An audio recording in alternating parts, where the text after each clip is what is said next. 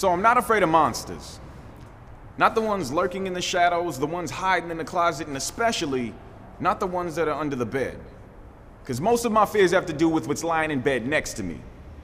So let's talk about real fear. I'm afraid of leaving an unwashed glass in the sink overnight. I'm afraid of spilling something on the kitchen floor, forgetting to mop it up, and waking up the next day to screams as bare feet touch sticky spots on tile. And while many of you may have a fear of spiders, I'm afraid of dirty cobwebs, being left in the corners of windows and rooms that are easily accessible by brooms and feather dusters and trust. I've been potty trained for over 20 years, but somehow I've developed a fear over what happens after a toilet flushes. Like I'm afraid to wash my hands using decorative soap. I'm afraid of drying them using the designer towel set that matches the potpourri that's right next to the incense and the candles that never get lit. And sometimes I want to light them in prayer, saying, Lord, please help me to remember to leave this toilet seat down. Because I don't know if you've ever heard the sound of naked butt cheeks splash down in cold toilet water at 3 a.m., but it's got to be comparable to someone yelling bomb at an airport.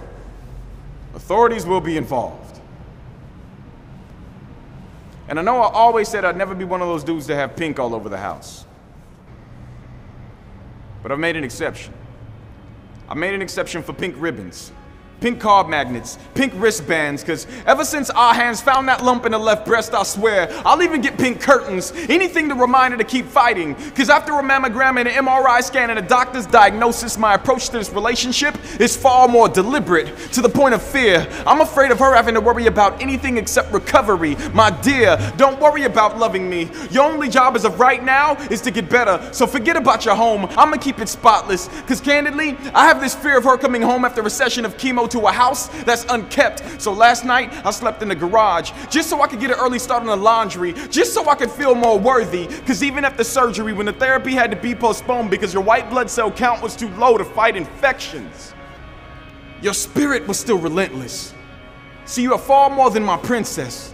You are my champion, my female Samson, only falling victim to this cancerous Delilah, and the treatment of radiation is taking your strength and your hair, so of course I'm scared. I'm afraid that I won't be strong enough for the both of us.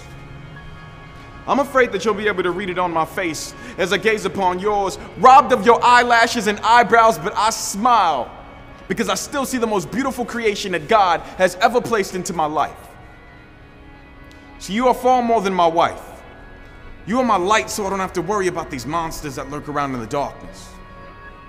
All the ones that are under the bed, because, like I said, most of my fears have to do with she who lies in bed next to me. I have a fear of her having a feeling of being anything less than loved. But my biggest fear is my fear of losing her.